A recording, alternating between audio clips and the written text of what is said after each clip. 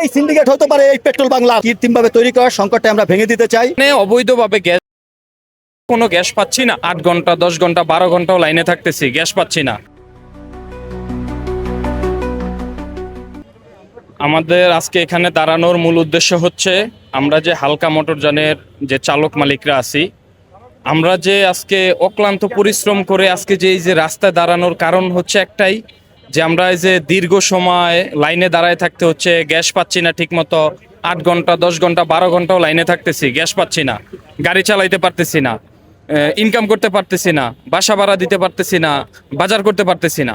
আমাদের তো এখন রাস্তায় বসার অবস্থা হয়ে গেছে। তার কারণ হচ্ছে, আমরা যখন ওই যে আমাদের গাড়িগুলি সিএনজি গ্যাসে চলে, এটা আপনারা অবগত আছেন। যখন আমরা সিএনজি গ্যাস নেওয়ার জন্য পাম্পে লাইনে দাঁড়াই, তখন দীর্ঘ সময় লাইনে দাঁড়ানোর পরে বলতেছে লাইনে গ্যাস নাই। কি হয়েছে? বলছে লাইনে গ্যাস নাই। গ্যাস কেন নাই? গ্যাসের তো কোনো সংকট নেই। দেখা যাচ্ছে কি, ভিতরে ওই যে সামনে ব্যারিকেড দিয়ে ভিতরে বড় কাভার ভ্যানগুলি দিচ্ছে, যেটা সম্পূর্ণ অবৈধ। সরকারিভাবে এটার কোনো অনুমোদন নাই। সেখানে অবৈধভাবে গ্যাস দেওয়ার ফলে আমরা কোনো গ্যাস পাচ্ছি না। আমরা জনগণের সেবা দিয়ে যাচ্ছি, আমরা একটা শ্রেণীর মানুষকে সেবা দিয়ে যাচ্ছি, কিন্তু আমরা কোনো গ্যাস পাচ্ছি না। গ্যাস না পাওয়ার কারণে আমাদের জীবনযাত্রা এখন বেকাউলের পথে। তো এখন এই জন্য আমাদের মানববন্ধন, যে অবৈধভাবে গ্যাস দেওয়া এটাকে বন্ধ করতে হবে। আমাদেরকে সরকার অনুপ্রাণিত করছে গাড়িকে সিএনজিতে কনভার্ট করার জন্য। সরকার এখন এটা অনুপ্রাণিত করার পরে আমরা সিএনজিতে কনভার্ট করছি গাড়ি, করার পরে এখন আমাদেরকে মাঝ রাস্তায় এই কষ্ট দেওয়ার কোনো মানে হয় না। আর এই অবৈধভাবে গ্যাস দেয়, এটা অবিলম্বে বন্ধ করতে হবে। আমাদের উপদেষ্টা সরকার, ওই যে মন্ত্রীরা বলতেছেন যে দেশে কোনো গ্যাসের সংকট নাই। তাহলে সংকট যদি গ্যাসের না থাকে, তাহলে কেন আমরা লাইনে দাঁড়ায় থাকতে হবে 12 ঘন্টা 14 ঘন্টা? কেন পাম্পে থেকে বলবে যে গ্যাস নাই, লাইনে গ্যাস নাই? কারণ কি? এটার জবাব চাই আমরা। আর অবিলম্বে 24 ঘন্টা সিএনজি পাম্প খোলা রাখতে হবে। আজকে এই গ্যাসটির কারণে আমরা বাসায় যে রান্না বাড়া খাবো সেটাও পারতেছি না, এবং এই গাড়িতে যে গ্যাস নেবো সেটাও পারতেছি না। আজকে যদি আমাদের ন্যাচারাল গ্যাসটা, আমাদের দেশীয় গ্যাস, এটা অন্য দেশের থেকে আমদানি করতে হয় না, কেন এই সংকট? শুধু ঢাকা শহরে, ঢাকার বাইরে নয়। তাই এই সংকটটা কৃত্রিমভাবে তৈরি করা, আমরা জানি যে এই কৃত্রিমভাবে তৈরি করার সংকটটা আমরা ভেঙে দিতে চাই। দেশের প্রতিটা মানুষের যাতে এই ন্যাচারাল গ্যাসটা পায়, এবং আমরাও যাতে স্বস্তিতে গ্যাসটা নিতে পারি। আজকে লরিতে গ্যাস দেওয়ার ফলে আমরা প্রেশার পাচ্ছি না। এটা একটা দুষ্কৃতী মহল এই লরিটাকে নিচ্ছে, যেটা সরকার অনুমোদিত না। আমাদেরকে সরকার অনুমোদিত দিচ্ছে যে এই গ্যাসটাকে নেওয়ার জন্য।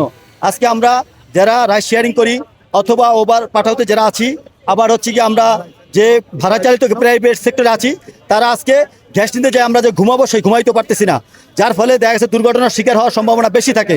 তাই আমরা চাচ্ছি যে নিরবিচ্ছিন্ন যে গ্যাসটা সম্পূর্ণভাবে ঢাকা শহরে আমাদেরকে সকলকে দেওয়া হোক।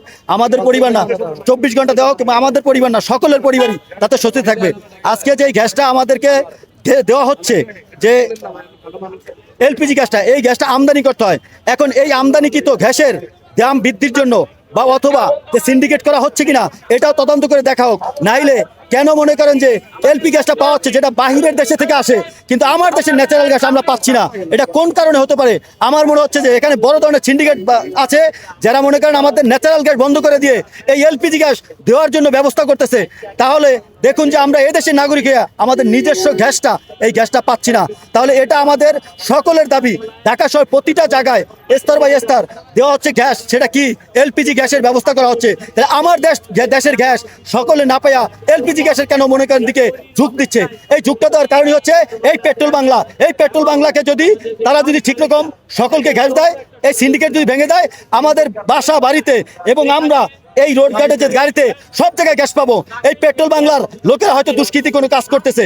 আমার ধারণা, আমরা চাচ্ছি যে এটা থেকে বিরত থেকে দেশকে ভালোবাসুন, দেশের মানুষকে ভালোবাসুন, এবং ভালোবাসার স্বার্থে অন্তত গ্যাস দিয়ে মানুষকে রক্ষা করুন। বিদেশ থেকে ইঞ্জিনিয়ার আনেন। আজকে 1971 সাল থেকে শুরু করে এখন পর্যন্ত আমার দেশে কোনো ইঞ্জিনিয়ার তৈরি হয় নাই।